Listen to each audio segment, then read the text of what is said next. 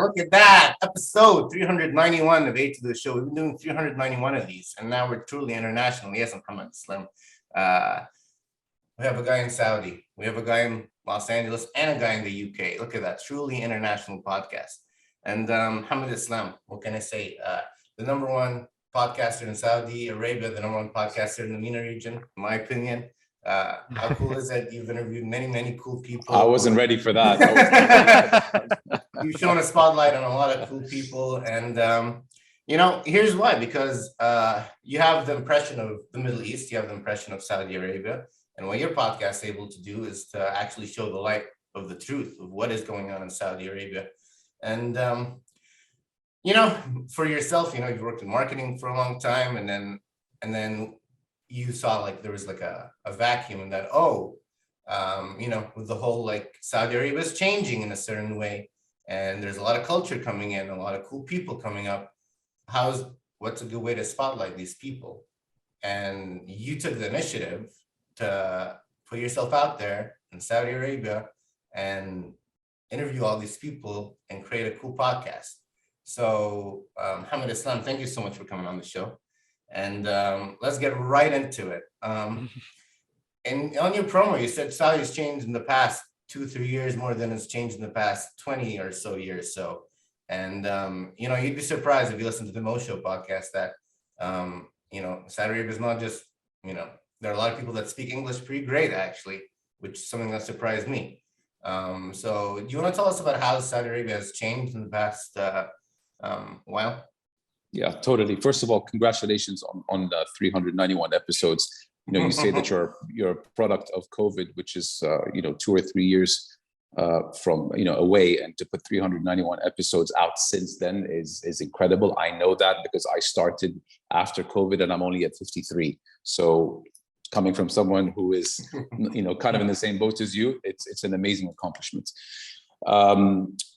Thanks for having me on the show. Yes, absolutely. I have mentioned it a few times in the show that Saudi Arabia has changed significantly, exponentially in the last 3 to 5 years. I don't want it to be biased coming from a Saudi, but if you go back and listen to some of the foreigners that live here, I think it was Jake in episode 17. He's like, I've been here since 2004. He's from Long Beach, California, and he's like, I've been here since 2004, and I haven't seen the country change since then as much as I have in the last 2 or 3 years, with the female empowerment initiatives, with ladies being able to drive, with ladies able to travel around the country, to open companies in their names, to travel outside of the country. These are all things that back before 2015, they needed to get their legal guardian or husband or father to sign off on them to do that. Now, female rights is up there with male rights, which is amazing to see. There's more equality. The events that we're seeing here. I mean, right now we've got Formula One that just wrapped up 2 weeks ago. We have Dakar, which is something that's synonymous with South America and Africa for the past 2 decades. And now they're in their 3rd year here in Saudi Arabia. They basically do a loop of the country, covering about 14,000 kilometers. Formula E is up and running.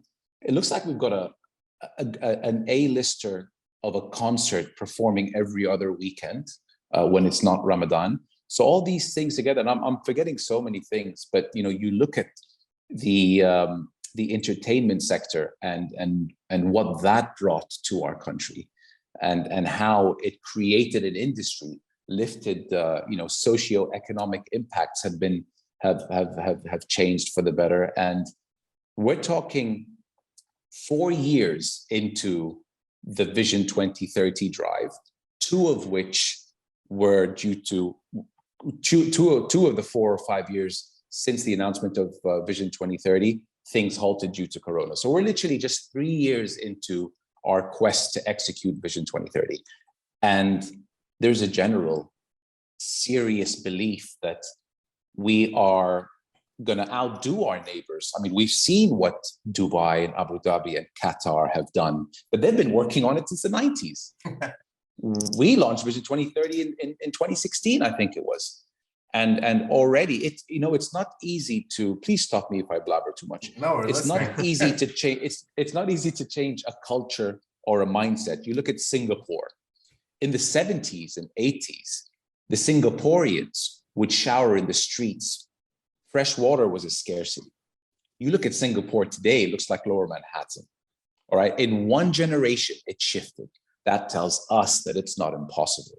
And here we are, 3 or 4 years since the announcement of the vision, with the job opportunities that have popped up, with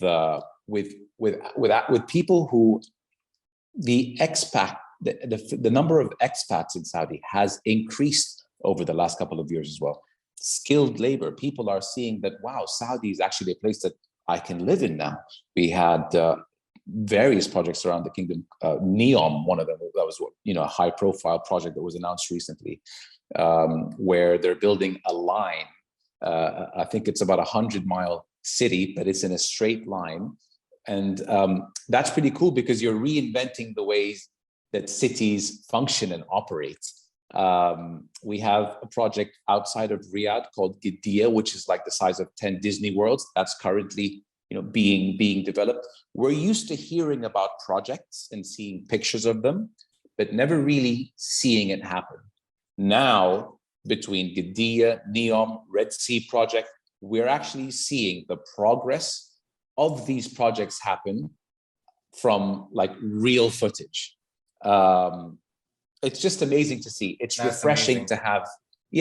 To have, to hear of projects that are announced and actually followed through on. Mm-hmm. And all 23 million Saudis are believers today. I can really comfortably say that. Wow. Yeah, seeing the results like obviously manifest into something that something tangible definitely is a different. It helps maybe promote this cultural change that you were talking about, and this. But what I want to know is like what prompted this rapid, evolution of your lifestyles and like this rapid evolution of the whole concept of what Saudi is, because like when we were younger, we would always hear about how Saudi's just like conservative mainly, and like they weren't really into that massive entertainment sector. Right, doesn't have movie theater. Yeah, like right, even back in the day. They didn't have movie theaters. Restaurants are segregated from families and men, and all of those stories. So what's prompting this new rapid change? So in 1979, Saudi changed. Okay, there was an incident that prompted Saudi to change. Since then, that was our norm. Okay? Do you mind telling us what the incident was? Yes, there was a hostage situation in the Grand Mosque. Okay. In 1979, and that prompted the country to take a new stance on how it operates. And since then, it was, very little entertainment, no theaters, very little rights for females. So all through my growing up years, since '83 when I was born until 2015 or 16, that was the Saudi I grew up in. We that was our norm, and we never really questioned it.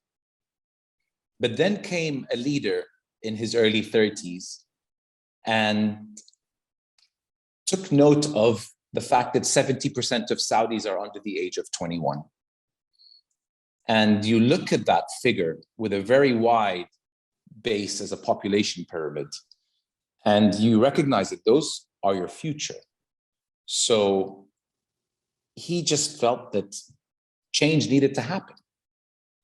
Why do we have to travel for entertainment? Why do we have to get on a plane and go to the UAE so we can be entertained, even if it's something as simple as a cinema? It was a real head scratcher. So he went where no one has before in the last 40 years. And today, 4 or 5 years into, and then Vision 2030 was born. And today, I think there are over 100 cinemas. For example, if we just use a cinema as the analogy or the example, 100 cinemas operating in Saudi. Wow. The job creation that came along with that. Mm-hmm.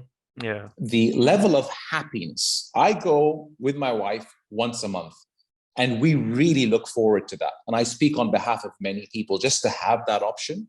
All right. And just, I swear to God, just a month ago, I was like, why weren't we allowed this again? I mean, what 1 second. Whoa. Why couldn't we have this? Like, what was so difficult? What was so taboo about this? And that's just, one of the many things that just changed for the better. Like this, the quality of life overnight has changed for the better. How And don't take my incredible. word for it. Speak to any people that have come through here over the past couple of years. For example, for foreigners, my God, I mean, I went to school in England and the US, okay, as we spoke about earlier. And a few times I'd invite some of my friends back because, they'd always want to find out, what's my country like?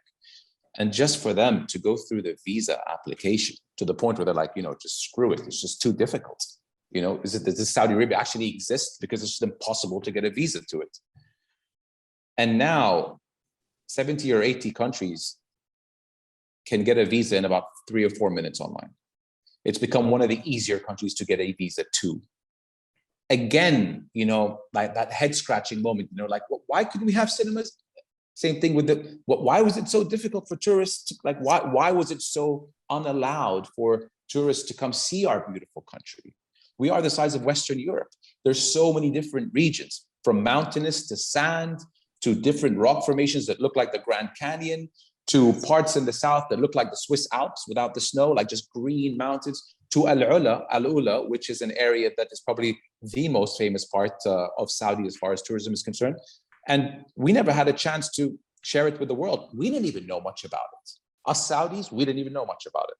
And now we do. Like many areas in Saudi are being untapped, and they were just never discovered. And now we have a chance to share that with the world. How legendary. I was saying, I love the idea of Vision 2030, and I love the idea of, just the vision to bring in more art, bring in more culture, because that's what we live for, and how cool is it? It's like here we have a million movie theaters in LA. I'm in the entertainment hub, right? Comedy shows and movie theaters and podcasters left and right and etc. But but in Saudi Arabia, you're, as far as I know, you're the only one doing it on a high level, interviewing all these people. And it makes total sense, right? Because with all this change that happened, there are a lot of artists and cool different kinds of people that want to speak, and podcasting is new and the internet's new and it's so cool. And you're involved with marketing, so I mean, I'm sure it was just like, there's this huge vacuum there isn't a podcast like this for Saudi Arabia. Saudi Arabia's now there's a vision, and I just someone just has to make a podcast, meeting all these people and going along the way.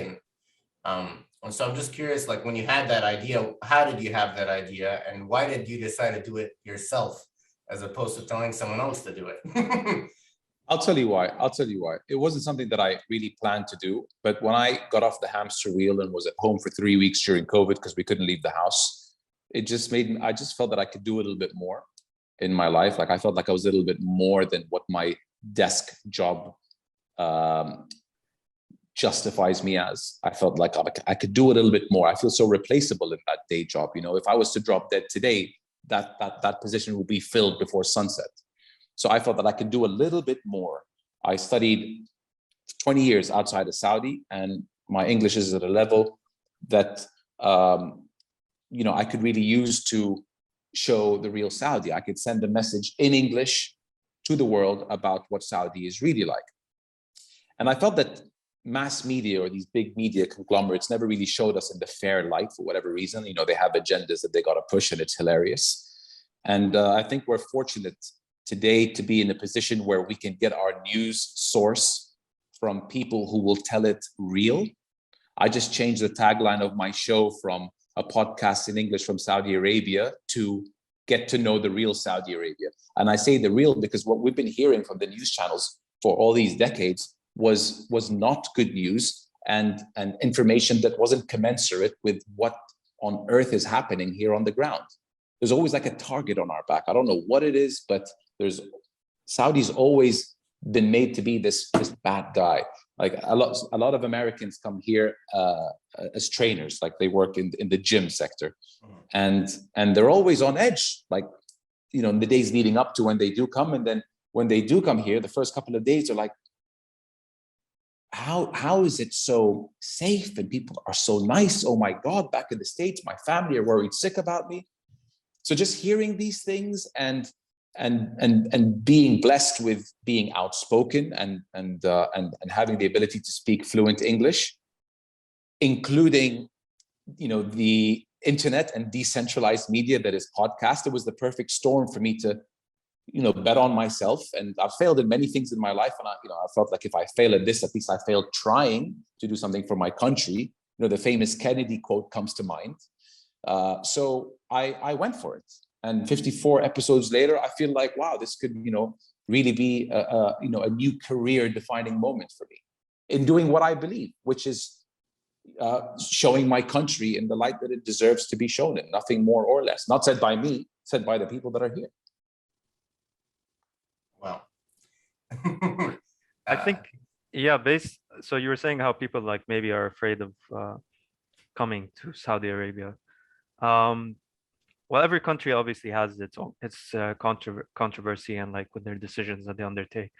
But yeah, maybe in certain situations, Saudi definitely has changed in a sense that it's more easier to live there. It's more easier to not have this fear when you're like spending your daily life there. And I feel like obviously it's this new evolution that we were talking about previously is opening up the like a new wave for people to come in and just like accept this new culture that's it seems a bit of a more Western culture, I would say. So actually I want to get your opinion on that. It's like how do you feel about Saudi becoming a bit more Western compared to its old traditional roots? Yeah, that's something I've definitely been seeing a lot of. But you need to understand, people that look like me, talk like me, and think of me are probably 1 or 2%.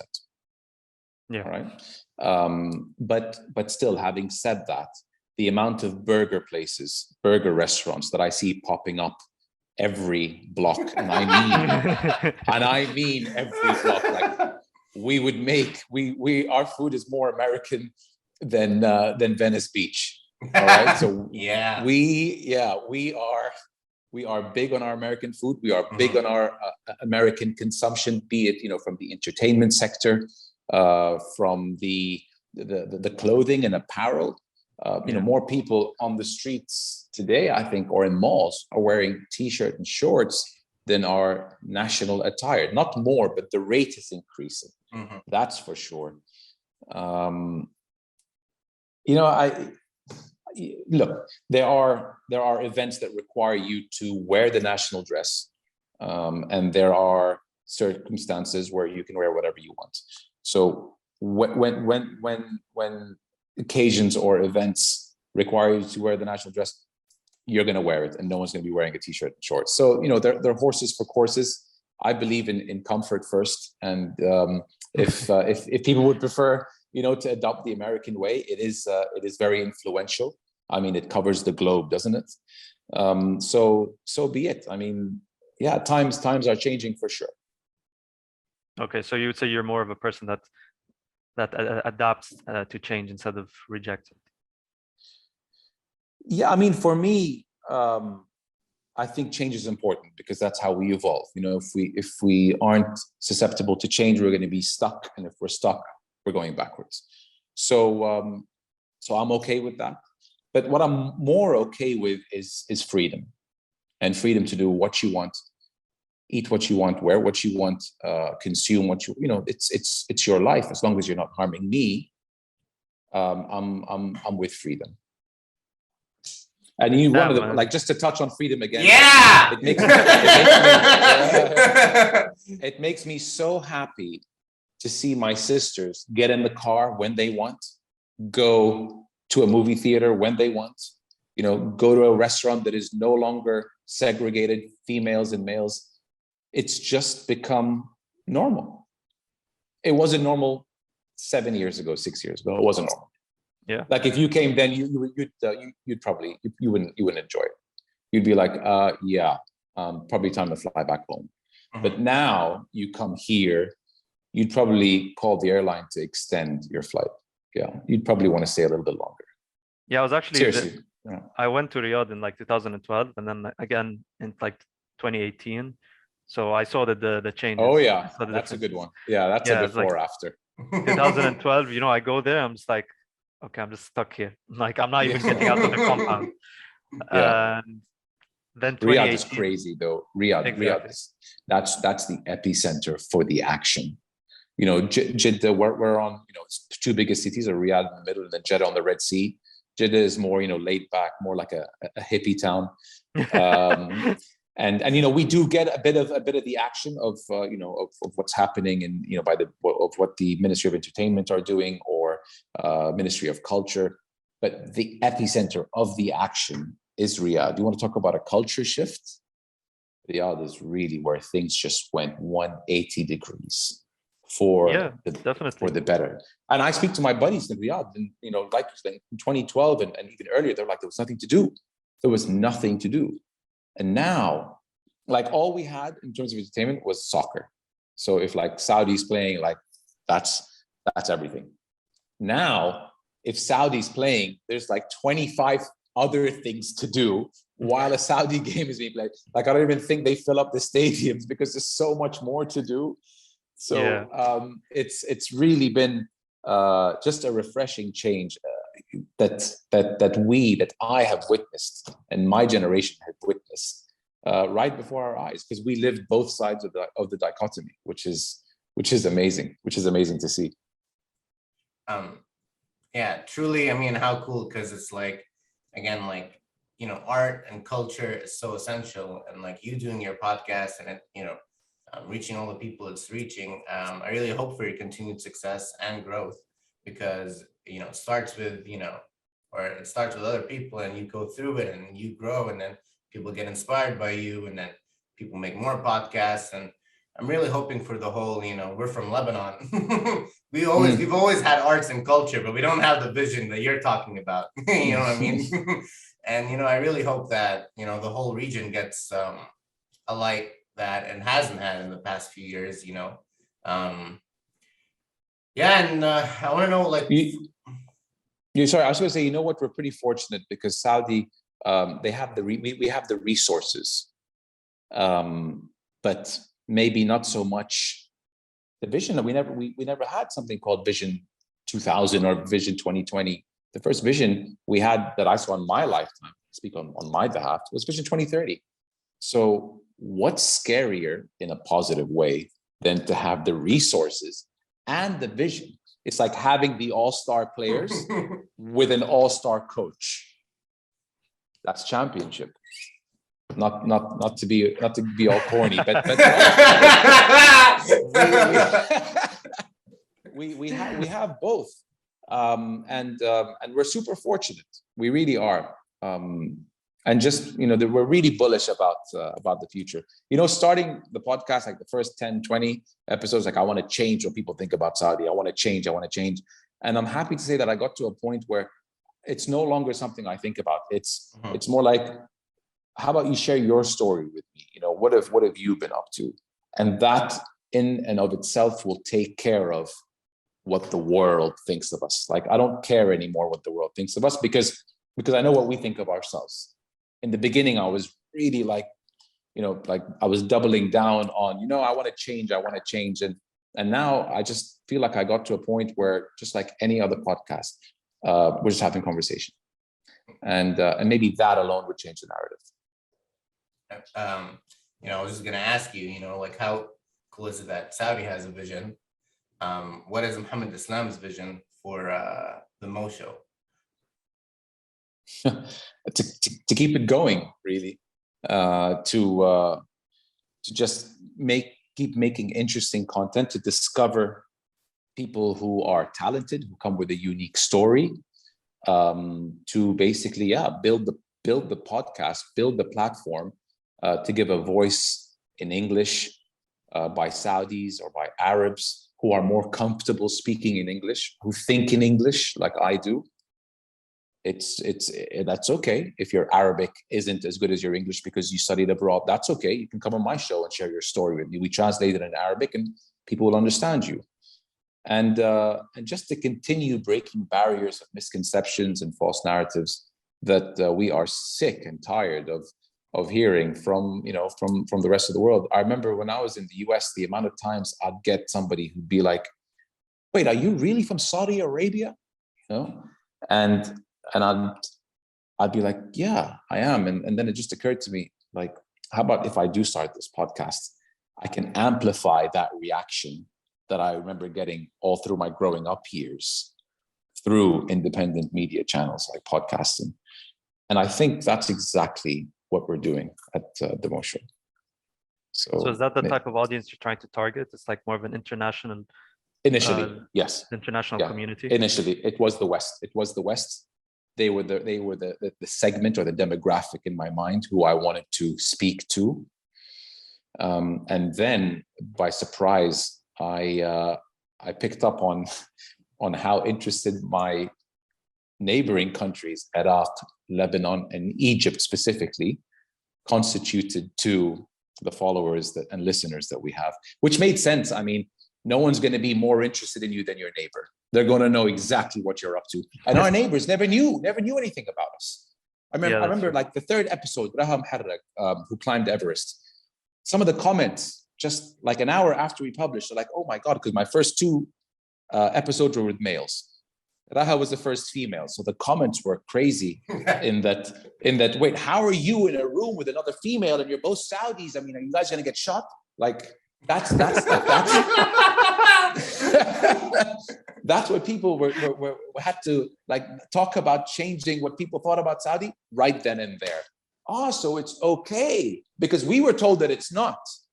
That was the first win I felt for the show. I just changed that person's perspective of what the real Saudi Arabia is.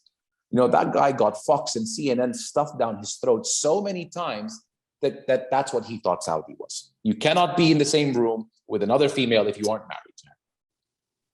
Not true. What do you think you have done that has caused successes for you in marketing your podcast? And what are the things you've done with your podcast that have, in your analysis, looking back, like, oh, these things were beneficial for me? So yeah, there's a lot about podcasting I knew nothing about. Like, what on earth is an RSS feed? The whole analytics of YouTube. My God, that's a language on its own. Mm-hmm. Instagram is insane. I mean, it's. I think on when I check like how much data is being consumed from my phone, I think Instagram is like the heaviest. Like, there's so much on there, and the analytics it provides, it's a YouTube on its own. So there was a lot I needed to learn about that. And yes, because of my interest in marketing, it just came to me. Like I knew after the first episode, I'm like, this is for me, whether they like my content or not, I am enjoying this creation. And you might laugh at me or not, but I'm so hands-on that until today, I do everything that goes above the line. Everything. Social media posts, it's me. Updating the website, it's me. So it probably taxes a little too much of me bettering myself as a podcaster, me studying my upcoming guest. Like I have a dear friend, Lina Malaika, she's coming on as episode 55. There's, we spoke yesterday for an hour. There's a lot of stuff that I need to research in my preparation for that episode.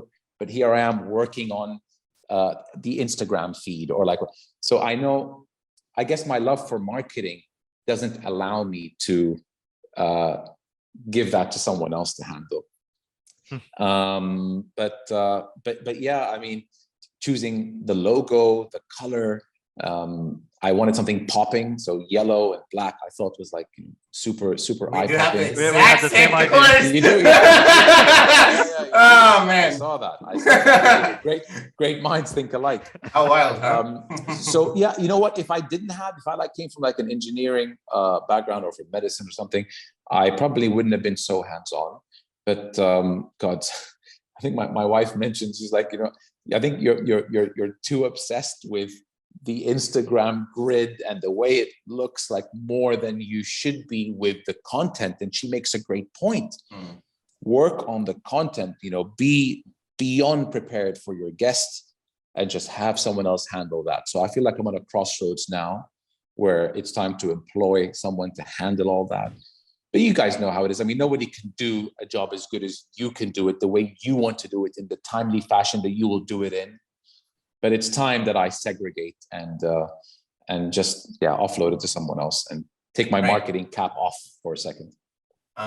What did the great Hamza say on your podcast? He was like, you need a team, pretty much, right? You're a great podcaster, and the social media stuff, we've been doing it for a long time too, and we're really lucky that we have, us. We're all, friends, and we're all young and have a lot of energy. That's how we've been able to pop out 395. But for me, it looks like, let me ask you, what's your favorite part of the process? Is it the podcast itself? Is it the social media? Is it the market? No. Once the cameras start rolling and we're live, like there's a high there. I used to do some DJing, nothing crazy, but just to be in control of the crowd and have them vibe to the song that you're playing, and seeing the reception of that, and them like enjoying what you have just controlled using your fingertips. It kind of used the same part of my brain as the days of DJing did. I think the thrill of performance, like when the lights are on and 3 cameras are rolling and I'm into it, Bismillah ar-Rahman ar-Rahim, and we're live, I think I'm addicted to creativity and content creation today. When I'm choosing a trailer and my editor sends me the link and I'm about to drop it, there's a high there. I used to be into cars and restoring cars, like all my life. Like I love cars. I don't do that anymore. Like I stopped doing that. Like I haven't changed my car in a year and a half, and ask any of my friends, that's something. And just because my time is undivided to the podcast, much to the dismay of my wife. But it's with my wife and son, they really are number one in my life. But when I have any extra time, it's all about the podcast, just growing the damn thing. And I love hearing from people saying, wow, we didn't know Saudi was like that. That gives me a high. That's my drug, honestly. And what's like the most interesting lesson that you've learned from your guests on your podcast? And at the same time, what do you think is the most important lesson that you've taught to your guests on your podcast? I think what I've learned from my guests, that it's okay to be vulnerable.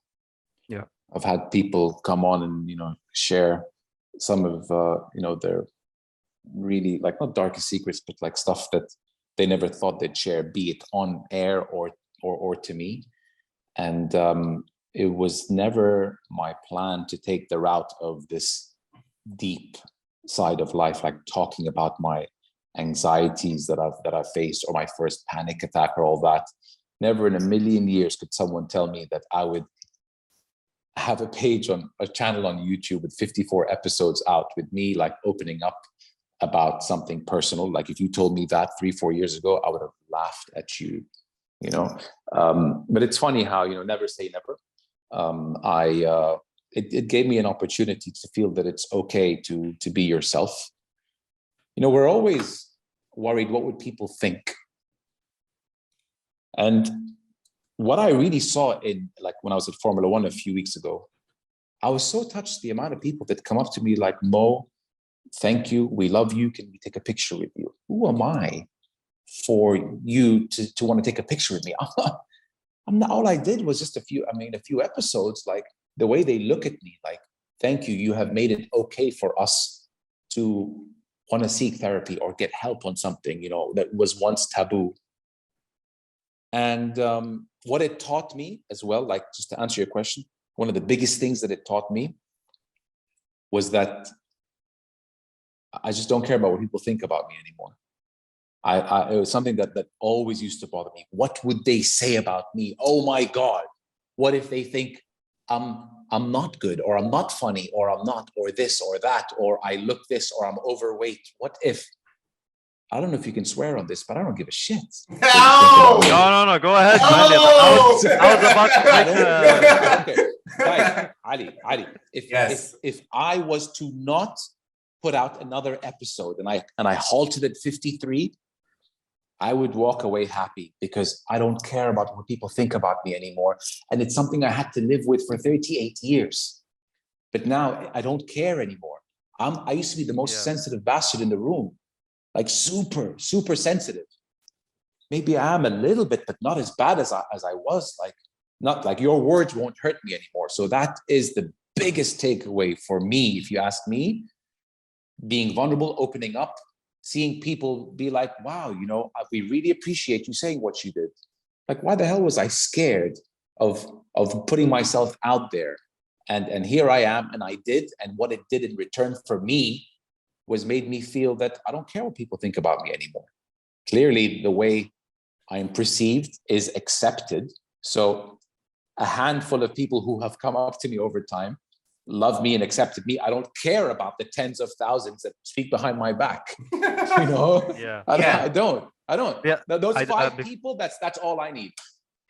Yeah, I'm sorry to interrupt. You're answering the second part of the question, but I just want to say, like, I feel that is like the true confidence in a person. When you're at that point where you just don't give a fuck about what the general opinion is of you. You're just able to love yourself as is, because you have a strong base, your roots are strong in this, like, confidence level.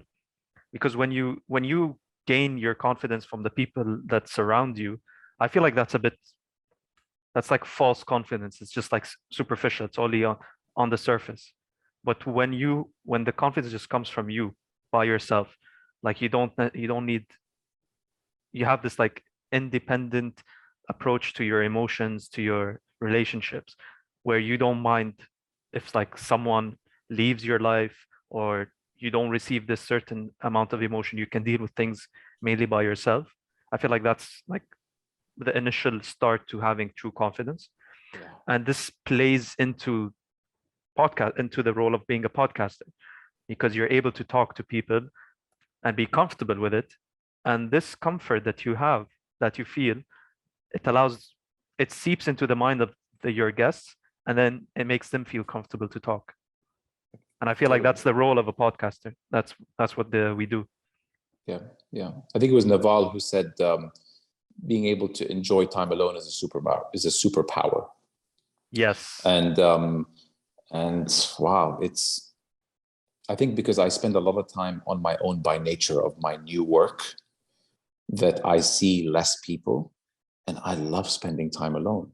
I do. I'm not at the point where I can go out and have a meal alone. That's like superpower 2.0. It's like next levels. But you're right. I mean, just having the ability to be exposed to people from all walks of life, having a platform to hang your hat on, end of the day, it actually makes people look at you in a completely different way. Like, in the year and a half that I've been doing this, I go from people not knowing what the hell my day job is or what the hell I do. I've been in Saudi for a decade now. Some people were like, oh, how's Dubai? Well, you know what? I left Dubai 10 years ago, to a point where now people know what the hell it is I do. Like, it's almost like a surface. And you know what? Whatever, and that tells me that if you're lucky enough to find out what your passion is in life, you are the biggest idiot if you don't go for it. Because when you go for it, believe me, when you find out what your passion is, and I can appreciate that not all of us are fortunate enough to distinguish what our passion is. But if God shows you what it is, go for it, because you will perform so well at that is your passion, way better than trying as hard as you can on something that isn't your passion. And before you know it, it won't feel like work. It doesn't feel like work to me. I could record an episode every day, Rogan style. I can do that. It doesn't feel like go. Yeah, that's the future. I mean, just to comment on something you said, the great Jim Carrey says that his dad worked in engineering and something and failed in engineering. And so he was like, you can fail at something you don't like. So why not take a chance on something that you do like, either way, win or fail. Yeah.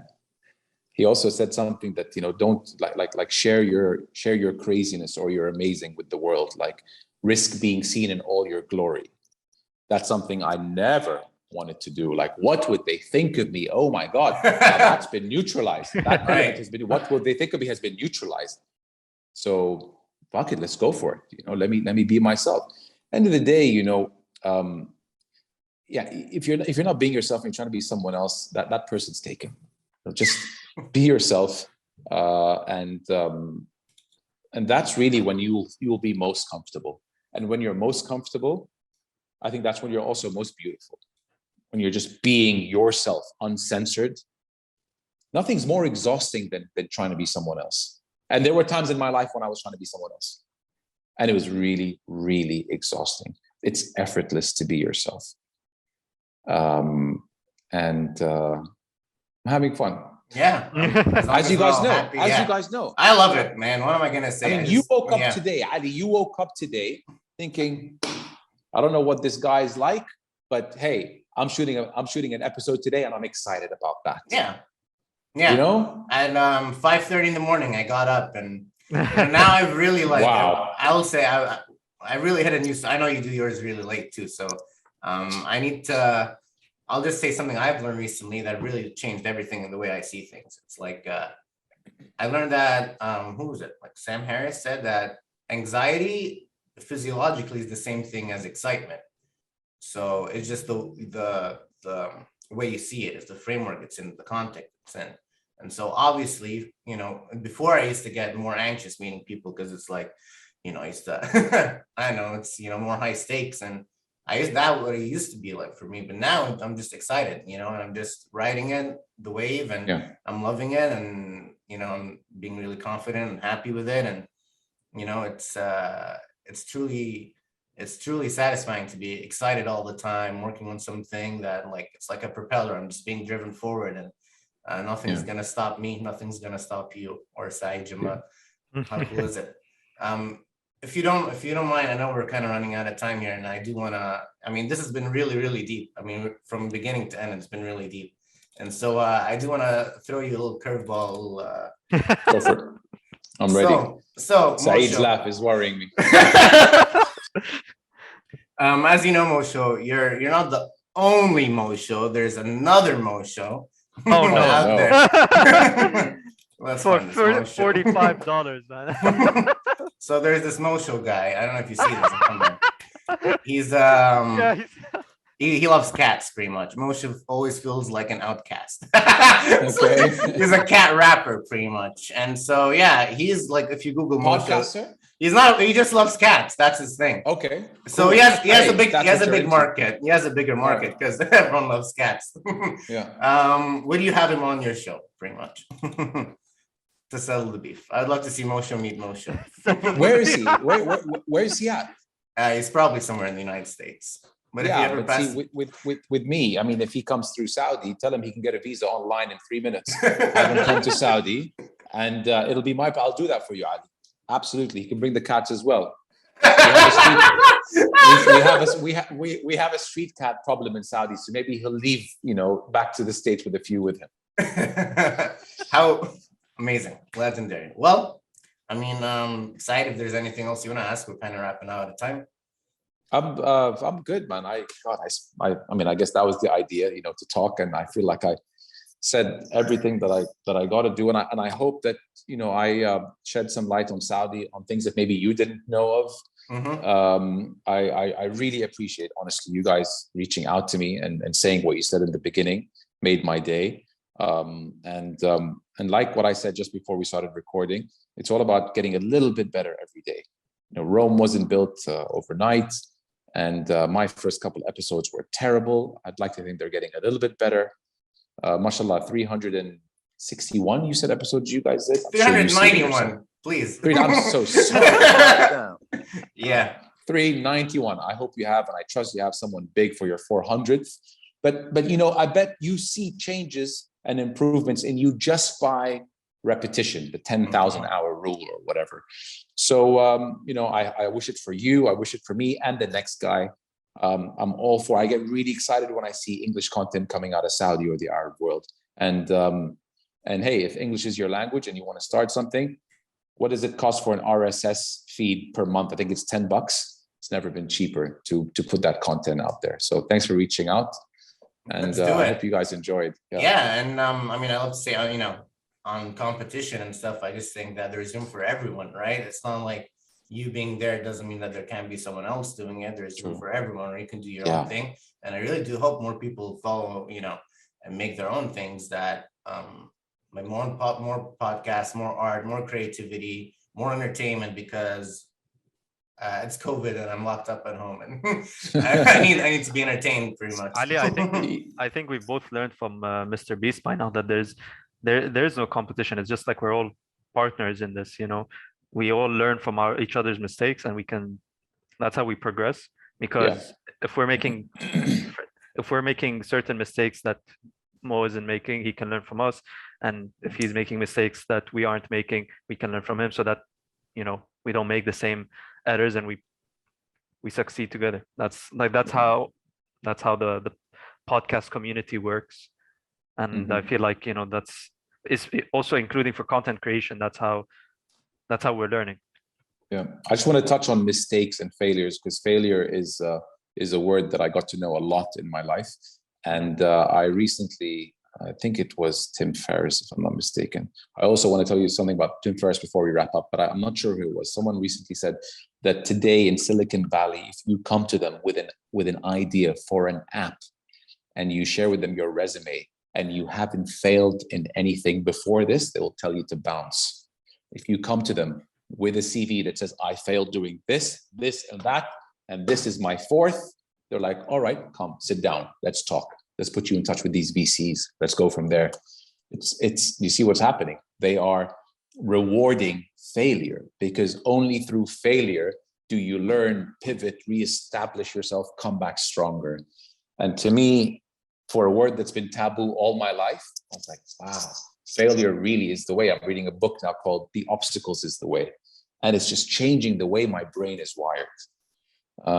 People shy away from challenges and the difficulty of life. No, the way to success is the difficult way, is the challenges. So it's called Obstacles, by the way. The Obstacle is the Way. I forgot who it's by. Last thing I want to say to you guys, that Tim Ferriss was recently asked, how far into the podcasting industry or world are we? Like, is the market saturated, or could it take on more? And his answer, I thought he'd say that, we are approaching saturation right about now. There's about 2.5 million podcasts out there. I thought he'd say we're approaching saturation. And his response to that was, this is Tim Ferriss, right? In my eyes, best podcaster in the world. He was like, we are very, very early in this game. We are very, very early in this game. Because there's now an awareness for that. If you have content and want to voice that, it's never been easier to put it out there. And he sees a shift from the way people get their information and news from mass media to independent or decentralized media as the years go by. So that was pretty refreshing to see, that he thought we are still very, very young in this whole podcasting era.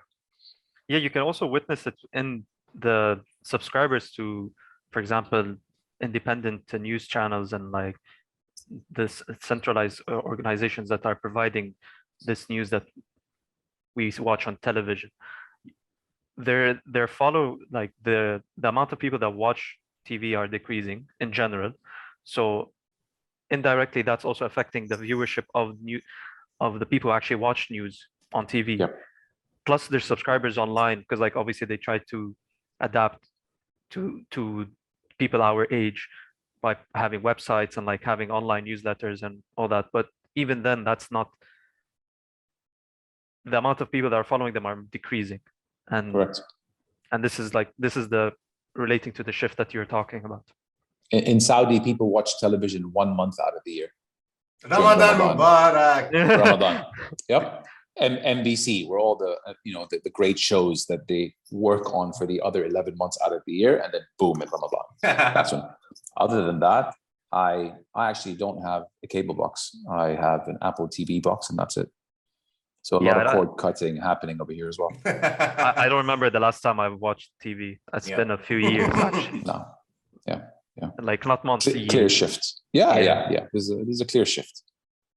Thank God. Right? Yeah. Well, it used to be more controlled, but now we're the ones controlling it. Yeah. But that's pretty crazy, huh? Like since the beginning of time, or since the beginning of media, it was always controlled by a few people. It's pretty cool now that it can be controlled by the people. Everything is becoming decentralized. Decentralized. Yeah, like that whole crypto world, exactly. Which I'm glad we didn't get into, because that would have taken another hour. Decentralized appears to be the way. Yeah, right. What I see. I think even politics it's gonna be like that as well. Like that's what it's turning to look like. People are favoring decentralization even within like the political sphere. It's a crazy paradigm shift, like crazy. It's a major move, yeah. And then it'll stay that way probably for as long as mass media was the way, like for the next 100, 150 years, till it's what's after blockchain, or what's after decentralized cryptocurrency, or what's after but it's here to stay for sure. That's what I believe. This is how people feel most comfortable getting their news. I just love hearing Joe Rogan and him talking about whatever he wants to talk about, uncensored. If he wants to light up a cigar in the middle of the show, if he wants to have a drink, you can do that. It's real. People want real. You can't do that. In a news studio, you're there at 5 a.m. You've been in makeup for an hour. You're reading off a teleprompter. You are worse than an actor. And that's how we used to consume our news, reading it off a piece of paper. The building is pushing that narrative. And we're supposed to sit there and be like, oh yeah, really? Okay. I'm glad that there is a realization that was just not working. End the story. And on to, new story of podcasts. And Hamad, I know we could go on for more, but I have to go to work, So if you want a part two, leave a comment below, and that for more in the future. Muhammad Islam, how legendary is it to have you on our show? Thank you, man. You guys are legendary for. Go! I love it. Yeah. Intense conversation. I like what you guys. I managed to catch a bunch of episodes on your Instagram. It's pretty cool that you guys don't have to be in the same place or have a studio. Like, it's simple. You have your headphones that I'm glad to see are working. Mics, you're in Cali.